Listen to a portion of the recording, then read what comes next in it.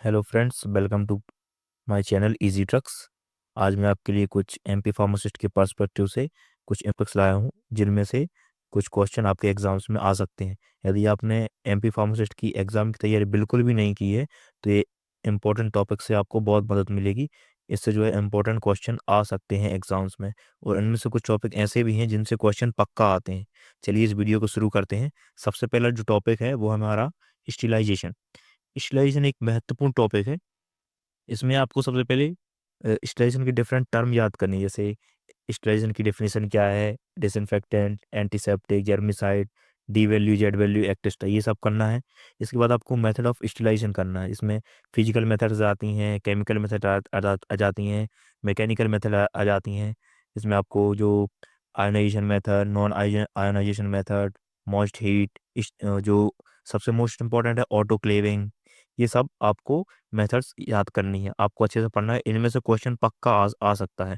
और इसमें से भी एक और इम्पोर्टेंट टॉपिक है, इसमें से बायोलॉजिकल इंडिकेटर।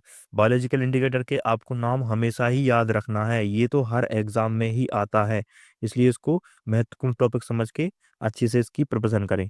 लास्ट टाइम में इसकी प्रिपरेशन करने से आपके नंबर में बढ़ोतरी हो सकती है।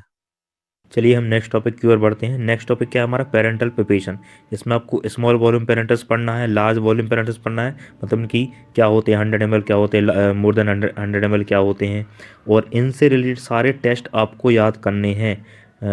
ग्लास ग्लास कंटेनर के लिए टेस्ट याद करने हैं, रबर क्लोजर के लिए टेस्ट याद करने हैं। काम करते हैं एंटीऑक्सीडेंट वगैरह, जो इनको ऑक्सीडेशन से प्रिवेंट करते हैं, ये सब आपको याद करना है पेरेंटल प्रिपरेशन में। अब वो है इम्यूनोलॉजी।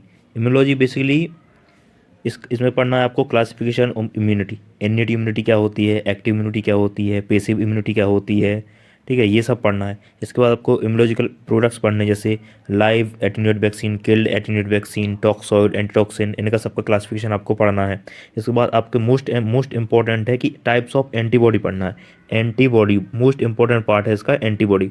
एंटीबॉडी में क्या होता है, क्या पढ़ना है बेसिकली, सबसे ज़्यादा एंटीबॉडी कौन सी पाई जाती है, कौन सी मिल्क में सीक्रेट होती है, कौन सी एंटीबॉडी जो है वो फीटस में ट्रांसफ़र होती है, जो फीटस को प्रोटेक्ट करती है। इस प्रकार से आपको एंटीबॉडी पढ़ना है। कौन सी एंटीबॉडी सीक्रेटरी कहलाती है, इस प्रकार से एंटीबॉडी पढ़ना है आपको।